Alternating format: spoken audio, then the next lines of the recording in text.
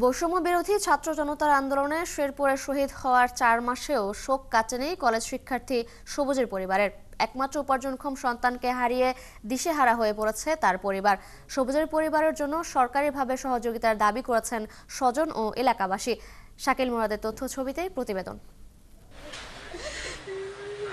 ছেলের কবরের পাশে দাঁড়িয়ে এভাবেই অঝরে কাঁদতে হচ্ছে মায়ের। আর ছেলের ছবি হাতে নিয়ে কবরের দিকে চেয়ে আছেন প্যারালাইজড বাবা। 4 আগস্ট বৈষম্য বিরোধী ছাত্র জনতার আন্দোলনের সময় শেরপুর শহরে মিছিলে যোগ দেন শেরপুরের শ্রীবর্দীর রূপারপাড়া গ্রামের আজহার আলী ও সমেজা খাতুন দম্পতির ছেলে সবুজ মিয়া। এ সময় আকস্মিক সন্ত্রাসীদের গুলিতে শহীদ হন সবুজ। বর্তমানে সন্তানের স্মৃতি আঁকড়ে দিন পার করছেন সবুজের মা।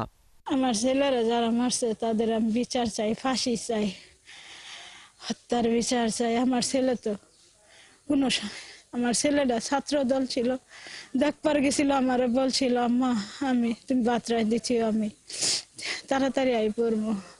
আমার পোলা 2টা বাজে 3টার সময় সন্ত্রাসীরা আমার পোলারা মাইরে দিছে। স্বজনরা জানান, অভাবের সংসারের হাল ধরতে পড়াশোনার পাশাপাশি এলাকার লঙ্গরপাড়া বাজারের ফার্মেসিতে 6,000 টাকা মাসিক বেতনে চাকরি করতেন সবুজ। এই টাকা দিয়েই চালিয়েছিল পরিবার ও নিজের পড়াশোনার খরচ। অসহায় এই পরিবারকে বিএনপি, জামায়াত ও কিছু সংগঠন আর্থিক সহযোগিতা করলেও সরকারিভাবে কোনো সহযোগিতা আসেনি।